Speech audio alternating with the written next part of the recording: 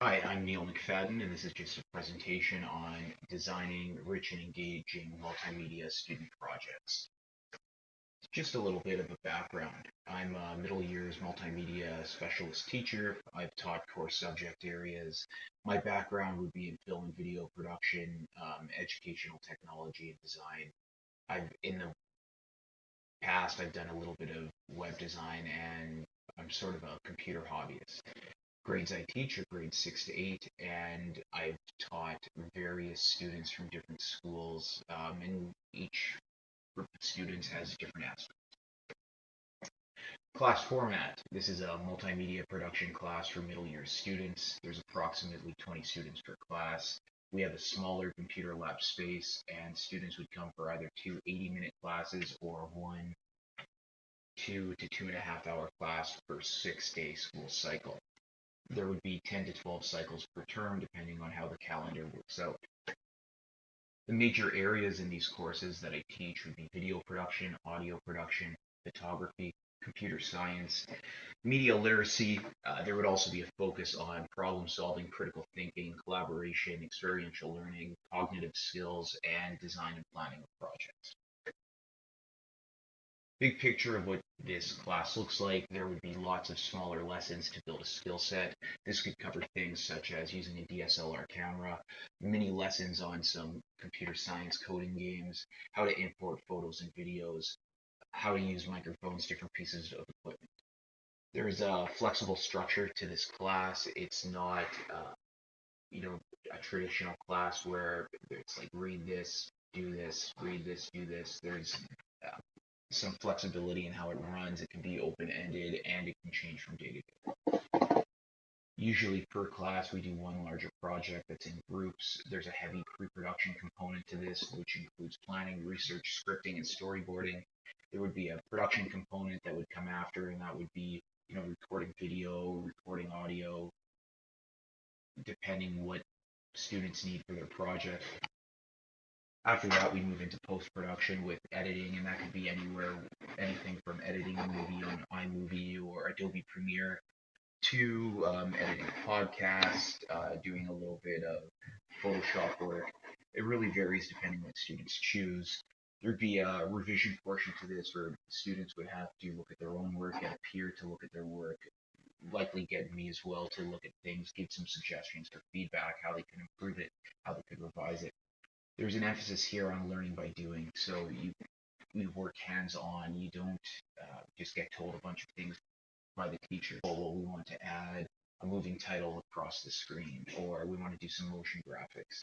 And as they need that, there's an opportunity to show that to the entire class. So they really sort of drive the learning environment by their own questions and their inquiries.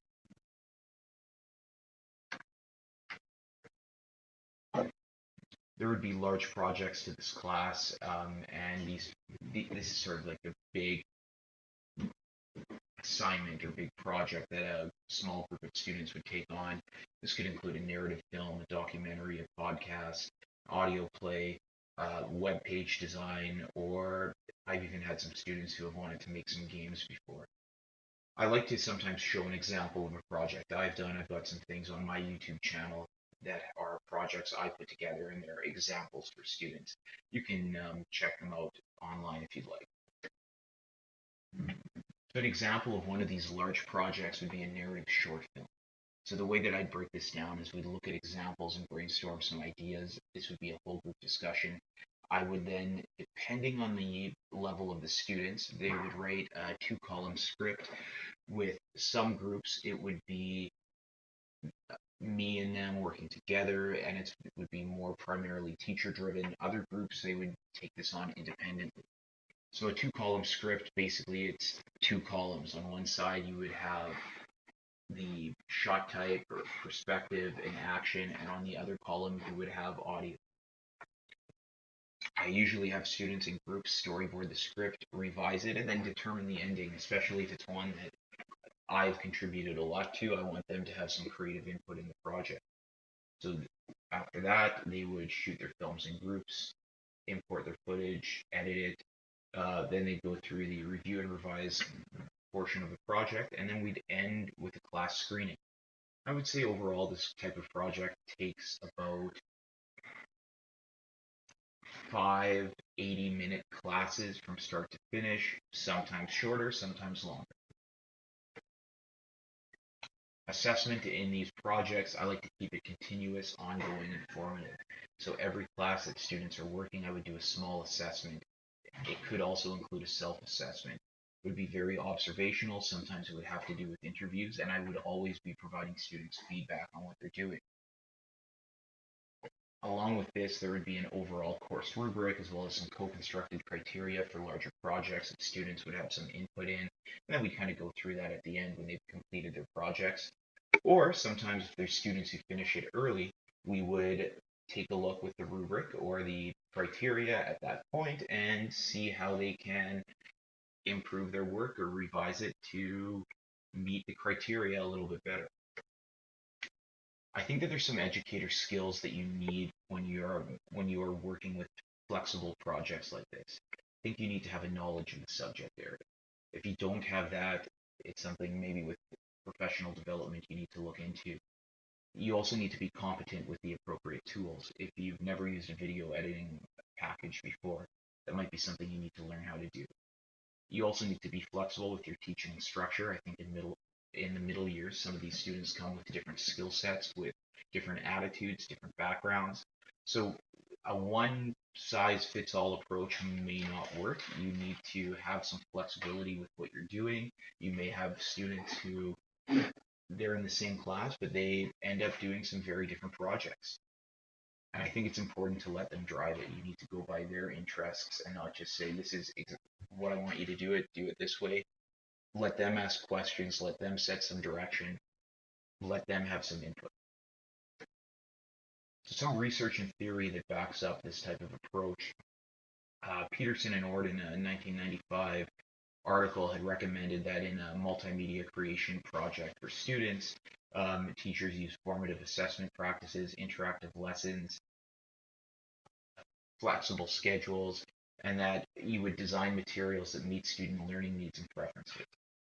You could also approach this with a project-based learning model similar to what Krachicek and Blumenfeld have put together, where you're using situated inquiry, driving questions, and scaffolding with technology. This might be more suited for a personal inquiry documentary type of project students could do. It is fairly time consuming, so you need to make sure you have the right amount of time, but I think that this is a really interesting and positive approach. Lou, apologize if I say any of these names wrong, but Lou and Hiseo also recommended in their study that the process of designing and planning promotes active and creative use of knowledge in students, and it follows a sort of cognitive apprenticeship model where the teacher is a facilitator who scaffolds student learning through inquiry, modeling, instruction, and you kind of guide them through this model of a situated learning environment where students are the designers and produce their work.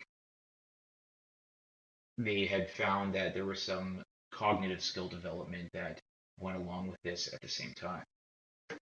So all of the images from this presentation were used from Pixabay and are used under the Pixabay license.